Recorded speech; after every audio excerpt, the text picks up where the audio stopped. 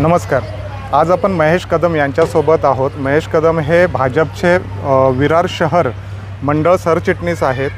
त्याशिवाय ते पालघर माहिती अधिकार फेडरेशन जे आहे त्याचे जिल्हाध्यक्ष आहेत आणि त्या माध्यमातून त्यांनी वसई विरार महापालिकेत आहेत, भ्रष्टाचार आहेत, त्यांना वाचा फोडलेली आहे. या निवडणुकीनिमित्ताने हे सगळे विषय आज प्रचाराचे मुद्दे बनलेले आहेत. त्याच अनुषंगाने आज आपण त्यांच्याशी संवाद साधतोय. नमस्कार. गाव वंगाडमध्ये आपलं स्वागत आहे. सर, निवडणुकीला तुम्ही कसं बघताय? गेल्यावेळी कितपत अनुकूल आहे ही निवडणूक भाजपसाठी? भाजपसाठी ही जी निवडणूक आहे ही संपूर्णपणे अनुकूल आहे.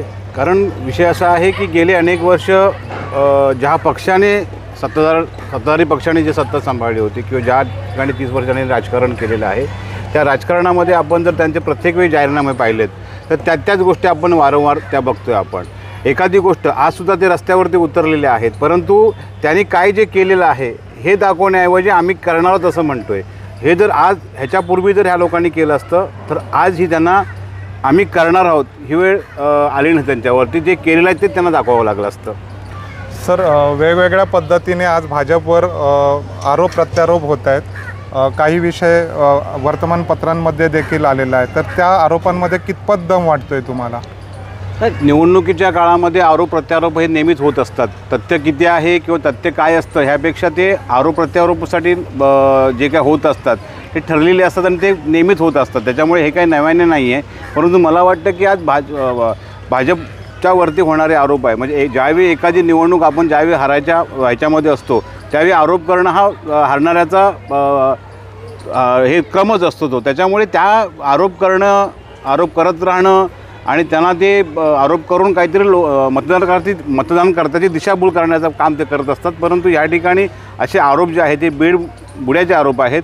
आरोपामध्ये कोणत्याही प्रकारचं तथ्य नसतं, फक्त आरोप करायचे म्हणून करायचे. आपल्याकडे विकासाच्या माध्यमातून कोणता एखादा मुद्दा नसतो किंवा मी ठामपणे त्यांना सांगण्यासाठी की हे आम्ही काम केलेलं आहे, याचा लोकांना फायदा झालेला आहे हे सांगण्यासाठी त्यांच्याकडे कुठल्याही प्रकारचा मुद्दा नसल्यामुळे हे आरोप होतच राहणार. सर, पण त्यांनी असं म्हटलं आहे की 30 वर्षांच्या काळात जेव्हा भाजप असं म्हणतं की बहुजन विकास आघाडी त्यांना विचारते की 30 वर्षांच्या काळात जर तुम्ही आरोप करताय आमच्यावर की बहुजन विकास आघाडीने कामं केलेली नाही आहेत तर याचा अर्थ भाजपने कामं केली नाही असा देखील होतो. तर ह्या आरोपामध्ये तुम्हाला काय वाटतं, कितपत तथ्य आहे? नाही, आपण जर पाहिलं तर ह्या अगोदरही परिवहन सेवेच्या बसेस असतील ह्या केंद्र सरकारच्या माध्यमातून ह्या ठिकाणी आल्या होत्या. अनेक असे काही मुद्दे आहेत. केंद्राने या ठिकाणी दिलेला करोड रुपयाचा समजा फंड असेल तो शहराच्या विकास कामासाठी किंवा जो काही सुशोभीकरणासाठी दिलेला होता. आता हे असं जर आपण पाहायला गेलं तर ह्या वसई विरार शहरात जी काही स्थानिक स्वराज्य संस्था आहे त्या स्थानिक स्वराज्य संस्था स्थापन झाल्यानंतर ह्या ठिकाणी सातत्याने सत्ता कोणाची होती तर बहुजन विकास आघाडीची होती. मग बहुजन विकास आघाडी सत्ता असताना त्या ठिकाणी मूलभूत सुविधा नागरिकांना मूलभूत सुविधा पुरवण्याचं काम हे त्यांचं असतं. ठीक आहे, आजच्या कोरोना काळानंतर जे प्रशासकीय राजवट लागलेले आहे तरी पण स्थानिक प्रतिनिधी म्हणून लोकप्रतिनिधीमधून आजही त्यांचे 3 आमदार ह्या ठिकाणी विधानभवनामध्ये हे आहेत.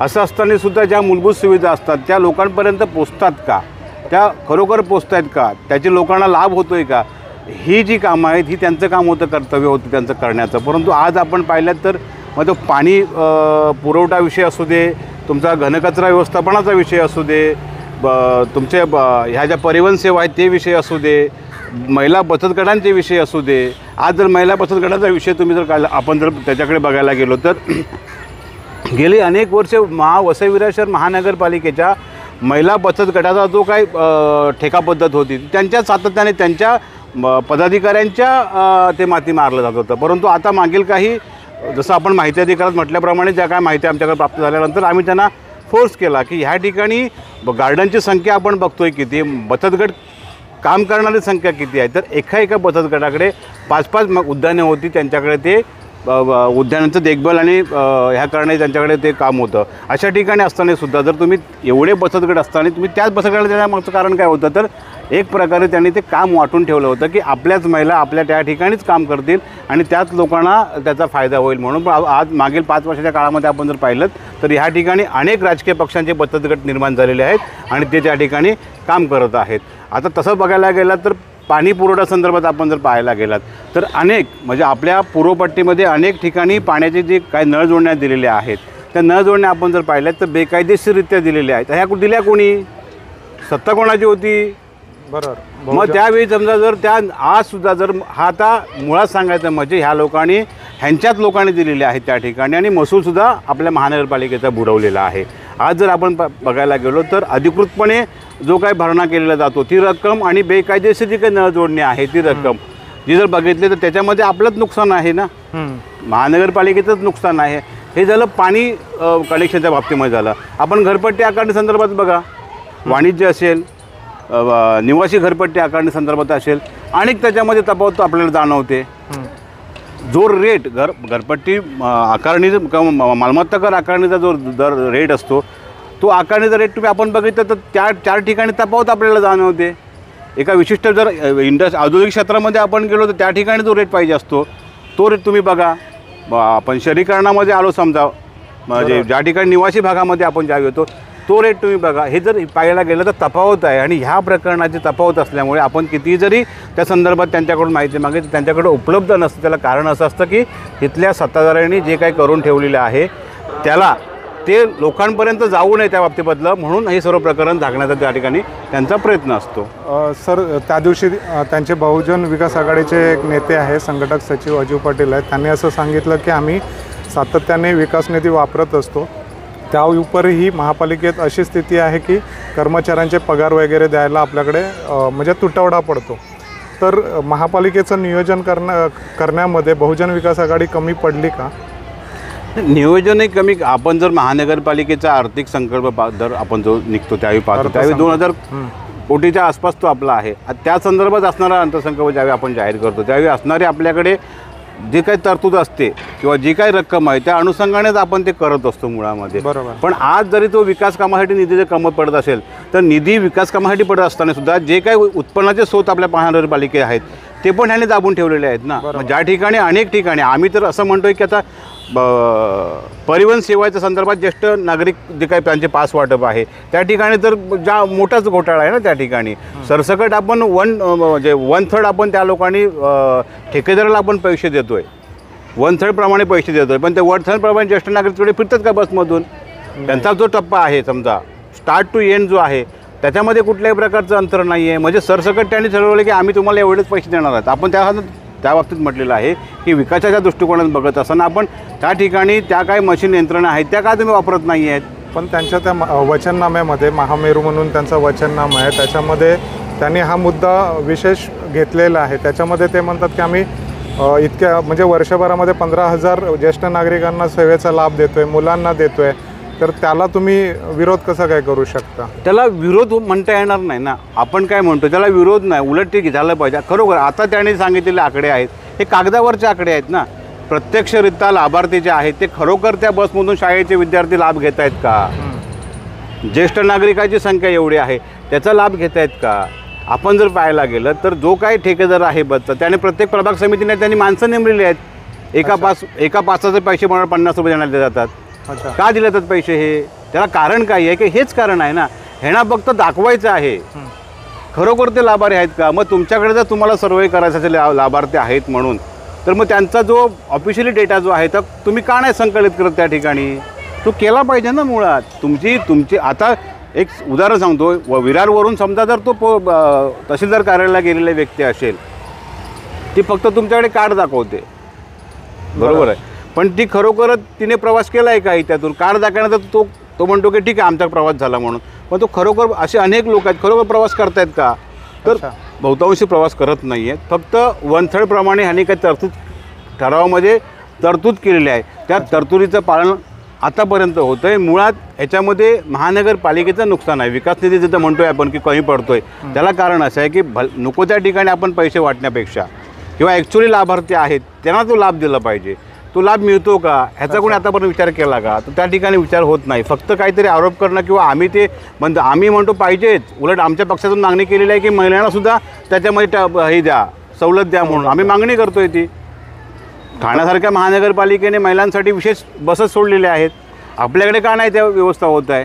पण झाली पाहिजे ना. त्यांच्या आता महिला बालकल्याण समितीच्या सभापती जे आहेत माजी, तर त्यांनी असं सांगितलं की महापालिकेच्या माध्यमातून आपण अनेक योजना चालू केलेल्या होत्या, त्यात विशेषतः महिलांसाठी केलेल्या, किंबहुना त्यांनी तुमच्या लाडकी बहीण योजनेवर टीका केलेली होती. तर मग तुम्ही ह्या पद्धतीची जी सांगताय की महिलांना लाभ मिळत नाही आहेत, तर त्याला काय आधार आहे? महिलांना लाभ मिळत नाही म्हणजे तेच तुम्हाला, जसं बचत गटासंदर्भात मी तुम्हाला सांगितलं की ज्या ठिकाणी लाभार्थी फक्त कोण होत्या, ते विशिष्ट पक्षाच्याच महिला होत्या. आता सर्वपक्षीय महिलांचे बचत गट झाल्यामुळे बऱ्याच अंशी इतर लाभार्थी झाले आणि महानगरपालिकेतील महिलांना कोणत्या स्कीम योजना आहेत, त्यांना कोणते उपक्रम आहेत हे आता माहिती होत चाललं लोकांना मुळात. अच्छा, म्हणजे आता काही आहे की त्या ठिकाणी ते म्हणत असतील की आम्ही केलं, ठीक आहे तुम्ही केलं ते करायलाच पाहिजे, परंतु आज महिलेचा जर विषय निघाला तर एखादी महिला गरोदर महिला असेल त्याच्या बाबतीमध्ये काय सुविधा उपलब्ध केल्यात आपल्याकडे? अच्छा, आपल्याकडे त्याच्या बाबतीमध्ये महिलांच्या बाबतीमध्ये जे काय वैद्यकीय सेवा पाहिजे त्यांना ज्या स्वरूपाचा पुरवठा केला पाहिजे त्या आज आपल्याकडे कुठे आहेत का उपलब्ध? नाहीच आहेत. आज जी रुग्णालये आहेत महानगरपालिकेचे त्या ठिकाणी महिलांसाठी विशेषतः ज्या काय गोष्टी करायला लागतात त्या काय त्यांच्या तपासणी करायला पाहिजे होत्या, अशा तपासणी यांच्याकडे आहेत का? एखादी महिला गरोदर राहिल्यानंतर सोनोग्राफी जरी आपण करायचं म्हटलं तरी पण ह्यांच्या ट्रस्टच्या माध्यमातून ते 40% 30% डिस्काउंटनी करावं लागते आपल्याला. सिटी स्कॅन करायचं म्हटलं एखाद्या व्यक्तीचं तरी पण त्यांच्याकडेच जावं लागतं आहे. मग ही जर बालकल्याणसाठीची व्यवस्था जर ह्यांना मोहीम राबवायची होती तर वेगवेगळ्या रुग्णालयामध्ये हे का नाही महिलांसाठी विशेषतः नियोजन करायला पाहिजे होतं? केलं आहे का आतापर्यंत? सर, तुम्ही रुग्णालयांचा विषय घेतला तर आपला ह्या प्रचाराच्या मुद्द्यामध्ये रुग्णालयाचा विषय जास्त हायलाईट होतो आहे. तुम्ही थोडंसं रुग्णालयांच्या म्हणजे आपली आरोग्य व्यवस्था आहे त्याच्यावर थोडंसं काम केलेलं आहे असं मला वाटतं. महापालिका मुळात आधी जे आउटसोर्सिंग करावी लागते ते त्याचं कारण काय नेमकं? नेमकं कारण हेच आहे की नियोजनाचा अभाव आहे. म्हणजे मुळात आपल्याला ज्या गोष्टी करायला पाहिजेत, ज्या मूलभूत गोष्टी आहेत ते सर्वसामान्य नागरिक राहतात. ह्या ठिकाणी आपण जर पाहिलं तर असा कोणीही बलाढ्य किंवा ह्या ठिकाणी राहणारी व्यक्ती हे सर्वसामान्य आहे जे रोज हातावरती पोट आहे त्यांचं, अशी व्यक्ती राहणार असताना ह्याला मूलभूत सुविधा कोणत्या पाहिजेत? आजसुद्धा आपण ज्या ठिकाणी उभं होते आजूबाजूच्या परिसरामध्ये पाडे जे आहेत त्या ठिकाणी लोकांना पाणी नाही मिळत आहे. एखादा टँकर आला की लोक ते पाण्याचे डबे घेऊन धावतात भरायला. अच्छा, मग हे आज जर पाहिलं तर विरार शहरापासून किंवा यांच्या घरापासून किती जवळ अंतरावरती आहे. मग ह्या ठिकाणी ह्या व्यवस्था का नाही उपलब्ध करून दिल्या? पण त्यांनी त्यांच्या वचननाम्यात हेही सांगितलेलं आहे की ते लोक पाणी पुरवठा करण्यात यशस्वी झालेले आहेत. आज जे पाणी आलं आहे ते त्यांनी दिलं आहे, सगळ्यांना पुरतं आहे, किंबहुना त्यापेक्षा जास्त पाणी मिळणार आहे, त्यावरही ते बोलत आहेत.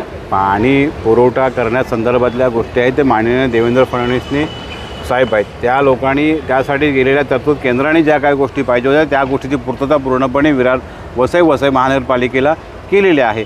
त्या अनुषंगाने या सर्व गोष्टी होत आहेत, ठीक आहे. पण आज गेली 30 वर्ष पाणी पुरवठ्यावर राजकारण करणारी लोक आज पाणी पुरवठा म्हणतात की आम्ही सुरळीतपणे केलेलं आहे हे त्यांना म्हणायचा प्रयत्न आहे. पण ज्या ठिकाणी आपण स्लम एरियामध्ये ज्यावेळी फिरू त्यावेळी माहिती खरोखर आपल्याला माहिती पडेल की त्या ठिकाणी पाणी पुरवठा होतो काय. मुळात तुम्हाला सांगतो ते जर म्हणत असतील तर पाणी पुरवठा किंवा ज्या पाणी वॉलमॅन जे आहेत हा ठेका कोणाचा आहे? बरोबर, हा ठेका कोणाचा आहे तो शोधला पाहिजे. पाणी पुरवठा करण्याची जरी यांची मानसिकता असली तरी वॉलमॅनचा ठेका ज्याच्याकडे आहे ते वॉलमॅन खरोखर प्रामाणिकपणे काम करतायत का? अच्छा, म्हणजे तुम्ही अप्रत्यक्ष असं म्हणताय की या सगळ्यावर बहुजन विकास आघाडीचं नियंत्रण आहे? हो, आणि त्या माध्यमातून भ्रष्टाचार होतोय आहेच ना. आज ते वॉलमॅन संदर्भातला जो विषय आहे पाण्याचा पुरवठा आपल्याकडे होतच राहतोय ना. परंतु ज्या ठिकाणी जो वॉल असतो तो वॉल ज्यावेळी तो आपण चालू करतो किंवा जो बंद करण्याची प्रक्रिया असते ही वॉलमॅनच्या हातामध्ये असते. आणि वॉलमॅन त्या हिशोबाने मग ज्या ठिकाणी समजा एखाद्या बिल्डिंगची त्याची काय आर्थिक पूर्तता केली तर त्या लोकांनी त्या ठिकाणी पाण्याची व्यवस्था होते. तुम्ही ह्या संदर्भात जर बघायला गेला तर आजसुद्धा हे जर म्हणतायत ना पाणी आहे म्हणून ह्या लोकांनी एक सर्वे नेमायचा आणि प्रत्येक सोसायटीमागे ज्या काही बिल्डिंग आहेत त्या बिल्डिंगमध्ये त्यांच्या मेंटेनन्समध्ये बघायचं की आतापर्यंत टँकरला किती रुपये खर्च केलेला आहे ते. त्याच्यावरून माहिती पडेल की खरोखर लोकांना पाणी मिळतं आहे की नाही मिळतं आहे म्हणून. हा सर्वे करायला पाहिजे. फक्त आम्ही पाणी पुरवठा देतो करतोय हे ठीक आहे, बोलायला ठीक आहे, नवीन नळ जोडण्या चालू केल्या तेही ठीक आहे, परंतु खरोखर त्या ठिकाणी असणारे सर्व वॉलमॅन आहेत किंवा ज्या ठिकाणी ज्या वॉलमॅनचा ठेका ज्याच्याकडे आहे त्याची मानसिकता आहे का लोकांना पाणी पुरवठा करण्याची, पाणी देण्याची? अच्छा, ही प्रथमतः आपल्याला त्याच्याकडे पाहावं लागेल. त्याच्यामुळे माझं म्हणणं आहे की ह्यानंतर त्या ठेकेदारालाच आता जाब विचारावं लागेल की खरोखर ह्या ठेका किंवा बदली करा म्हणून त्या ठिकाणी. सर, ह्या व्यतिरिक्त आणखी काही विषय असे होते ज्याला तुम्ही माहिती अधिकार कायद्याच्या माध्यमातून लोकांसमोर आणलेलं होतं, त्याविरोधात पालिकेत चर्चा देखील होत असं, असे कोणते विषय आहेत ज्याला तुम्ही वाचा फोडलेली? असे विषय बघा, बेघर निवारा केंद्र ही संकल्पना माननीय हितेश ठाकूर आमदार जे आहेत त्यांची होती आणि बेघर निवारा ह्या वसई विरार शहरामध्ये अनेक ठिकाणी उभारणी करावी म्हणून त्यांनी जाम संकल्प त्यांच्याकडे ठेवलेला आहे. परंतु हे संकल्प उभारणी करणं किंवा त्या ठिकाणी ती इमारत बांधणं या सर्व गोष्टी इथपर्यंत ठीक आहेत. परंतु आता जे आपल्याकडे बेघर निवारा केंद्र जे आहे वलईपाड्यामध्ये, त्या ठिकाणी मागील 1 वर्षामध्ये जे काय बेघरांचा मृत्यूचं प्रमाण वाढलं होतं, म्हणजे एका वर्षामध्ये 25 ते 26 लोकांचा मृत्यू झाला होता आणि ही दुःखदायक घटना होती. अत्यंत निंदनीय वसई विरार शहर महानगरपालिकेसाठी ती घटना होती.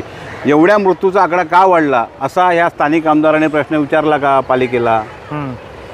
विचारला का की ह्यांचं प्रमाण का वाढलं म्हणून? आमच्या पाठपुराव्यामुळे ठेका बदली करायला लागला. ठेका बदली झाला, त्याला काढावं लागलं जबरदस्ती करून त्या ठेकेदाराला. मला वाटतं तुम्ही आता बेघर निवारा केंद्रांच्या संख्या पण वाढवावी यावर पालिकेकडे निवेदन होतं की ह्या ठिकाणी बेघर असणारी जी संख्या, बेघर लोकांची संख्या जी आहे त्या ठिकाणी आपण त्यांची व्यवस्था चांगल्या ठिकाणी व्हावी म्हणून संख्या वाढली पाहिजे. पुरुष आणि स्त्री असे जर 2 भाग केले असतात, त्या ठिकाणी मग पुरुष वेगळ्या किंवा महिला ज्या ठिकाणी आहेत त्या वेगळ्या करण्यासाठी ह्या संख्या जी आहे ती वाढली पाहिजे. केंद्र शासनाने यासाठी तरतूद केलेली आहे. फंडामध्ये विशिष्ट प्रकारचा फंड दिला, त्यासाठी समितीसुद्धा नेमलेली असते. आज त्या बेघर निवारा केंद्रावरती समिती जी आहे, त्या समिती सदस्य काय करतायत? ज्यावेळी 25 लोकांचा मृत्यू झाला, ते प्रकरण ज्यावेळी आम्ही बाहेर आणलं त्यावेळी ह्यांचीच कमिटी त्या ठिकाणी बसली ना चर्चेला. म्हणजे मुळात त्या कमिटीला माहिती होतं का? त्या कमिटीला माहिती होतं का की किती लोकांचा मृत्यू झाला आहे म्हणून? हे सुद्धा माहिती नव्हतं. म्हणजे मुळात काय झालं आहे की आम्हाला जे दिलेलं आहे ते आम्ही घेऊन ठेवणार, लोकांनी तिकडे काही करावं आम्हाला त्याचं काही पडलेलं नाही. फक्त आम्हाला मान सन्मान आणि आम्हाला आमची पदं पाहिजेत, ह्यांची ही मानसिकता झालेली आहे या ठिकाणी. सर, आत्ता भाजपने एक घोटाळा बाहेर काढलेला होता. मनुष्यबळ ठेका जो आहे त्याच्यामध्ये एकाच नावाने 3 म्हणजे एकाच ठेकेदाराने 3 नावाने अर्ज केलेले होते, निविदा भरलेली होती. त्याबद्दल थोडं सांगू शकाल? ठेकादार संदर्भातल्या ज्या काही गोष्टी आहेत अत्यंत हा मोठा घोटाळा आहे. म्हणजे हा तर 3 नावाने भरलं वगैरे हा एक नॉर्मल त्या हिशोबाने आपण जर बघितलं माहिती काढल्याप्रमाणे तर ते त्यासंबंधाने केलेलं आहे. परंतु याविरुद्ध आज वसई विरार शहर महानगरपालिका स्थापन झाल्यानंतर आकृतीबंधाप्रमाणे 2552 कर्मचाऱ्यांची तरतूद आहे वेगवेगळ्या पदांवरती कार्यरत करण्यासाठी. परंतु आज या वसई विरार शहर महानगरपालिकेमध्ये कर्मचाऱ्यांचंच वाटोळं केलं ना या लोकांनी. नगर परिषदचे कर्मचारी आणि ग्रामपंचायतचे कर्मचारी ह्या 2 सरकारी आस्थापनातून आलेले कर्मचाऱ्यांचे ज्यावेळी महानगरपालिकेला वर्ग केले गेले तेव्हा नगर परिषदेतले कर्मचारी हे मूळ आस्थापनामधून सेवेत दाखवले गेले आणि ग्रामपंचायतीतले कर्मचारी जे होते ते वसई विरार शहर महानगरपालिकेत दाखल झाल्यानंतर त्यांची सेवा रुजू करून घेतली.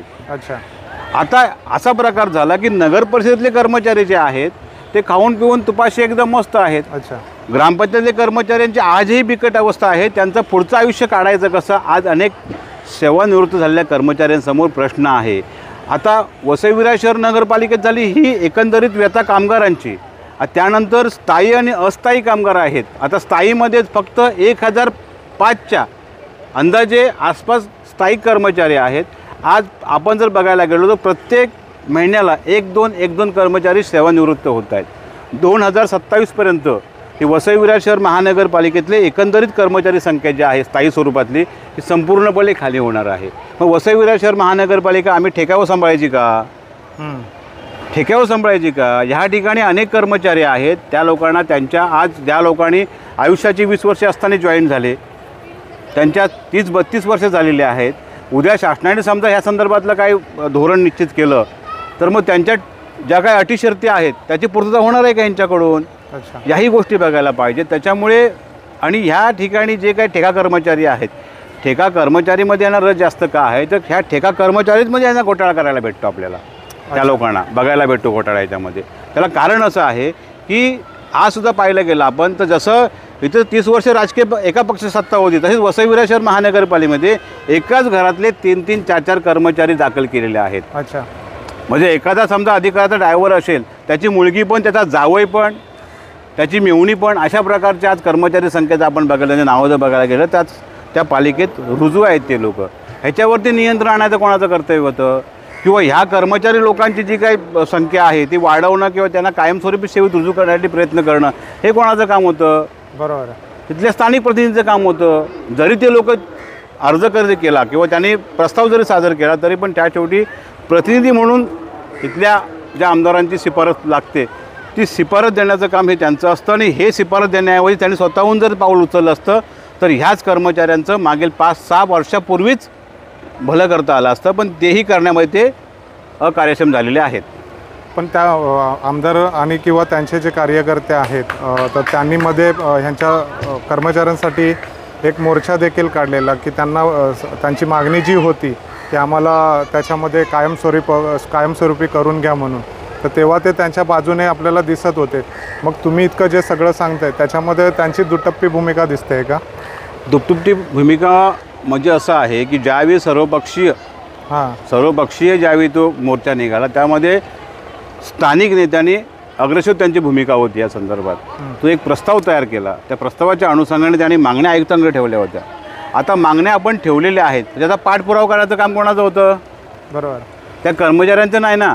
कर्मचारी काय म्हणतात की आम्ही मोर्चा सहभागी झालो, आमचा मोर्चा सक्सेस झाला, आमच्या मागण्या आयुक्त साहेबांनी घेतलेल्या आहेत, पण त्या आयुक्त साहेबांनी घेतलेल्या मागण्याचा पाठपुरावा करण्यासाठी ज्याने जो पुढाकार त्या मोर्चासाठी केला होता त्या लोकांनी आतापर्यंत केलं आहे का? कारण त्याला आज जवळजवळ 1 वर्षाचा कालावधी होऊन गेला.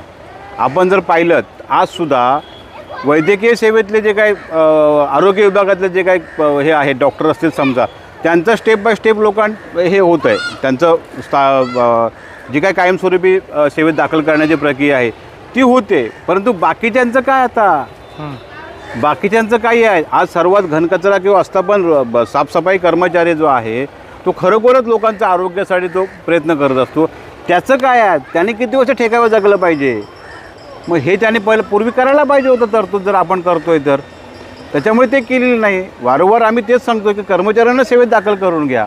वसई विरार शहर महानगरपालिका 27मध्ये खाली होते पूर्णपणे. अच्छा सर, घनकचऱ्याचा विषय निघाला म्हणून विचारतोय की घनकचरा व्यवस्थापन विभागात आपण मागच्या काही वर्षांपासून बघतोय की तिथे जे ठेकेदार आहेत त्यांना सातत्याने मुदतवाढ मिळते आहे.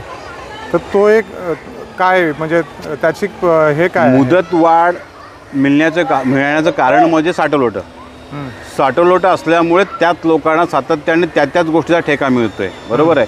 आता एखादा कर्मचारी जो आहे हा खरोखरच त्या ठिकाणी कॅपेबल आहे का? तो खरोखरच त्या कर्मचाऱ्यांचे हित साध्य करतोय का? त्या सर्व गोष्टी बघण्याचं काम एक प्रतिनिधी म्हणून त्यांचं होतं की नाही होतं? होतंच. परंतु ते त्यांनी केलं आहे का? नाही केलं. आजसुद्धा आपण कर्मचाऱ्यांची अवस्था पाहिली तर बघतो ना, ठेकेचा कर्मचारी एखाद्या अपघातामध्ये मृत्यू झाला, त्याचं पुढचं काय होतं आहे हेही आपल्यासमोर आहेत, उदाहरणं आहेत. म्हणजे अशी उदाहरणं आहेत. आणि घनकचरा व्यवस्थापन म्हणजे जे काम करणारे एकंदरीत कर्मचारी किंवा ही जी संख्या आहे आपण म्हणतो ठेकेदार जे आहेत, हे ठेकेदार सातत्याने त्याच गोष्टी करत आहेत. मुळात वसई विरार शहर महानगरपालिकेने आयुक्त यांच्या नावाने घेतलेले कॉम्पॅक्टर आणि टिपर जे होते ते मूळ घेतल्यापासून त्या लोकांनी त्याची जी काही RTOची प्रक्रिया असते ती केलीच नव्हती. अच्छा, आपणच तो बाहेर काढल्या. म्हणजे विदाऊट फिटनेस, विदाऊट PVC अशा अनेक गोष्टीमुळे त्या गाड्या गेली 5 ते 6 वर्ष 7 वर्ष त्या विरार शहरामध्ये धावत होत्या. त्यांची जर आपण कंडिशन पाहिली तर पाहू. आपण ज्यावेळी पालिकेला हा प्रश्न विचारला तेव्हा पालिकेने आम्हाला सांगितलं की आम्ही ठेक्याला दिलेले आहेत. त्यावेळी माझा प्रश्न झाला, तुम्ही जर ठेकेदाराला जर तुम्ही भाडं दिली असेल, भाडे करारावरती दिलीत, तरी पण त्याचा जे नाव आहे, त्याचा मालक जो आहे हे वसई विरार शहर महानगरपालिका आहे. त्याच्यामुळे प्राथमिक कर्तव्य त्याचं आहे. ज्यावेळी त्यांना दाखवून दिला आपण त्या परिवहन विभागाला, त्यावेळी त्याने जवळजवळ 99% गाड्यांचे पेपर क्लिअर केले. ही वस्तुस्थिती आहे. मग ठेकेदार ह्यांच्या आहेत, महानगरपालिकेची वाहनं जी घ्यायची असतात आपण त्यांना भाडे करारावर देतो, मग तेही त्यांना करता येत नसतं. अनेक गाड्यांचे पेपर नव्हते, अनेक गाड्या वापरून त्या फेकले गेले. आज जर RJ हॉटेलच्या इथं आपण नाक्याला गेलं तर किती गाड्यांचे हवाच नाही तर गाड्या उभ्या आहेत त्या. बरोबर. ही नैतिक जबाबदारी कोणाची आहे? बरोबर. ह्यांच्यावर अंकुश कोणाचा पाहिजे? आजसुद्धा तुम्ही महानगरपालिकेची सत्ता संपल्यानंतर माझे नगरसेवक म्हणून पत्र्यावर करता पालिकेला, त्यावेळी तुम्ही हे प्रश्न टाकत नाही का? हे जाणवत नाही का? आपण ज्यावेळी एखादं आम्ही टॉयलेटसाठी म्हणजे सुलभ शौचालयासाठी प्रस्ताव टाकला तेव्हा एक नगरसेविका म्हणते माझी शिफारस लागणार आहे.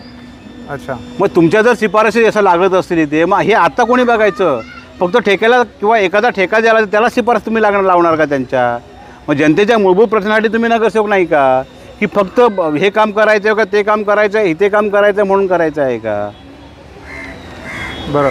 मुळात ह्या गोष्टी बघितल्या पाहिजे आपल्याला. त्याच्यामुळे ह्या लोकांनी ज्या काही गोष्टी म्हणतात आम्ही करतो हे त्यांचं कर्तव्य होतं आणि ते कर्तव्य निष्पन्न झाल्यामुळे त्यांच्या आज ही वेळ आलेली आहे. सर, तुम्ही अंकुश यांच्यावर असायला हवं असं म्हणता, तेव्हा आत्ता जर समजा आमदार तुमचे झाले तर भाजप कशा पद्धतीने अंकुश ठेवेल त्यावर? नाही, मुळात असं आहे की जे आमचे आमदार झाल्यानंतर ह्या इथल्या काही मूलभूत सुविधा आहेत, सुखसुविधा आहेत, आरोग्याची व्यवस्था असेल, सांस्कृतिक वसई विरारमध्ये वसई ही सांस्कृतिकची भूमी आहे असं म्हटलं जातं. मी ज्यावेळी मुंबई विद्यापीठात शिकत असताना इथले वसईचे प्राध्यापक आम्हाला शिकवायला होते, साहित्यिक शिकवायला होते. आज ती साहित्याची भूमी म्हणून आपण जर म्हणतो तर साहित्यिकासाठी आणि एका लोकांनी काय केलं आहे? एखादं नाट्यगृह आहे का? रसिकांसाठी एखादं नाट्यगृह आहे का? ह्या ठिकाणी ते निर्माण केलेलं आहे का? ते आपल्याकडे नाही आहे. क्रीडा विभागामध्ये आपण हायेस्ट आहोत. हायेस्टमध्ये फक्त त्यांचे प्रमाणपत्र आले की त्यांना बक्षीस देण्यामध्ये आपण हायेस्ट आलो ना. पण त्यासाठी ह्या ठिकाणी लागणाऱ्या क्रीडा भवनसाठी ज्या काही क्रीडा वस्तू असतात, जे काही मैदान असतात ते आपण उपलब्ध करून ठेवलेत का? अच्छा. ती पण आपल्याकडे नाही आहेत ना सध्या. फक्त सुशोभीकरणाचा केंद्राचा फंड आल्यानंतर काही शहर जिथं जागा नाही त्या ठिकाणी फक्त जबरदस्ती करून या महानगरपालिकेने चौकोन बनवलेले आहेत. बरोबर. फक्त दाखवायला ना ते, त्याच्यामध्येही मोठा घोटाळा आहे. हां, म्हणजे तो जो निधी आला आहे तो केंद्राकडून आहे आणि केंद्र सरकारच्या निधीमध्ये ह्यांनी आम्ही केलं. अच्छा. आम्ही करतो हे केंद्राकडून आलेल्या ह्याच्यानंतरच होतं ना. बरोबर. केंद्राचं कर्तव्य आहे या वसई विरार शहर महानगरपालिकेच्या जो काही भौगोलिक क्षेत्र आहे त्या ठिकाणी विकास करण्यासाठी ते करत असतात. पण ते तर म्हणतात की हा निधी आम्हीच आणलाय म्हणून. नाही, आमदार असल्यावर ते म्हणणार आम्हीच निधी आणला म्हणणार ना तो. अच्छा. ते आमदार आहेत ना. मग असं जर म्हणत असतील तर ह्यांच्या आमदार निधीतून वसई विरार शहर महानगरपालिकेच्या अंतर्गत किती कामं केली त्याचा आता हे लावले, बॅनर लाईन लावले पाहिजे होते शहरामध्ये की आम्ही एवढा फंड हा महानगरपालिकेच्या माध्यमातून एवढी विकास कामं केलेत, ह्या ठिकाणी वापरलेला आहे, आम्ही ह्या ठिकाणी हे ज्या काय वस्तू उभ्या केलेल्या आहेत, ज्या काय रस्ते बनवलेत म्हणून त्यांनी दाखवलं पाहिजे होता. आज आपण एखाद्या महानगर ग्रामपंचायतीच्या हद्दीमध्ये गेलो तर तिथे काँक्रीट रस्ते आपल्याला मिळत आहेत. म्हणून ह्याच वसई विरारमध्ये सातत्याने गेले अनेक वर्षापासून तेच रस्ते, तेच खड्डे आणि त्याच्या पट्टीने बिलं येत आहेत ना इकडे. बरोबर. ती दिली जातात ना. एकही सांगायचं मला, प्रशासकीय राजवटी काळामध्ये जितेंद्र ठाकूरांनी आयुक्तांना बोलले सभेमध्ये, काही चुकलं आयुक्तांचं असेल म्हणून ते बोलले, प्रतिनिधी बोलणार. पण त्याच सत्ताधारांनी या रस्त्यावर पडणारे खड्डे किंवा भरणाऱ्या पाणी ह्या ठिकाणी एखाद्या ठेकेदाराला आणून उभा केला का? त्या ठिकाणी त्यांनी आक्रमकता दाखवली का? ती दाखवली पाहिजे होती. ती का नाही दाखवली गेली? तुम्ही ग्रामसभेमध्ये किंवा तुम्ही ज्या ठिकाणी सभेमध्ये जेव्हा हे घेता एखाद्या विशिष्ट दिवशी त्यावेळी तुम्ही प्रशासनावरती तासोरे ओढताय, परंतु त्यात तुमच्या मतदारसंघातील लोक ज्यावेळी पावसामध्ये रस्त्यावर पडलेले खड्डे आपण बघतो किंवा पाणी ज्यावेळी साचतं त्यावेळी तिथं निष्पन्न ठरलेला जो कारभार असतो, जो ठेकेदार असतो, त्याला दोषी कधी ह्या लोकांनी पकडलं का? नाही. खरं. त्याला त्या ठिकाणी कधी रस्त्यात किंवा नाळ्यात उभं केलं का नाही केलं? ते करायला पाहिजे होतं. प्रशासनाला ठीक आहे तुम्हाला बोलता आलं, पण तुम्ही ज्यावेळी एखादं प्रतिनिधित्व करत असता त्या ठिकाणी या शहराची जर अवस्था बिकट होत असेल, विद्रुपीकरण होत असेल, त्या ठिकाणी वारंवार जर तुमच्यावरती टपके लोकांचे पडत असतील, आरोप तुमच्यावरती होत असतील, त्यावेळी तुम्ही आक्रमक भूमिका घेऊन त्या ठेकेदारांना उभं केलं पाहिजे रस्त्यामध्ये. बरोबर. ते दिसलंच ना आपल्याला त्या ठिकाणी ना. म्हणजे ह्यावरूनच सिद्ध होतं की तुम्ही एकाला फक्त जोंगरायचं, पण ठेकेदारांना का तुम्ही जवळ करता? बरोबर. ते नाही केलं पाहिजे ना. प्रशासनावर तुम्ही तासोरे ओढताय, तुम्ही सांगताय की बोलताय, पण ह्या ठिकाणी काय पुढे काय बघतोय आपण? हे करायला पाहिजे, ते करतच नाहीत ना. बरोबर. नशीब आमचं असं आहे की गणपती वर्षाने येतात म्हणून तर आपल्याला रस्ते बघायला भेटतात व्यवस्थित. ते म्हणजे 6 महिने जर रस्ते खड्डे पडले, पावसात चालू झाल्यानंतर 2-3 महिने खड्डे पडले असतील, कितीही तुम्ही निवेदन द्या, कितीही लोकांनी आंदोलन कधी, कितीही लोकांनी मोर्चे काढू दे, पण त्या रस्त्याचं काम गणपती बाप्पाचं आगमन होण्या अगोदर 2 दिवसानंतरच तुम्हाला ते बघायला भेटतात. हा त्यांना वरदान मिळालं आहे गणपतीचं, असं मला वाटतं. नक्कीच सर, तुम्ही खूप साऱ्या विषयांवर ह्या निमित्ताने फोकस केलं आहे. आम्हाला अपेक्षा आहे हे सगळे मुद्दे प्रभावी होतील आणि भाजपच्या विजयाचा मार्ग सुकर होईल. तुम्ही आमच्याशी विस्तृत असा संवाद साधल्याबद्दल धन्यवाद सर. धन्यवाद.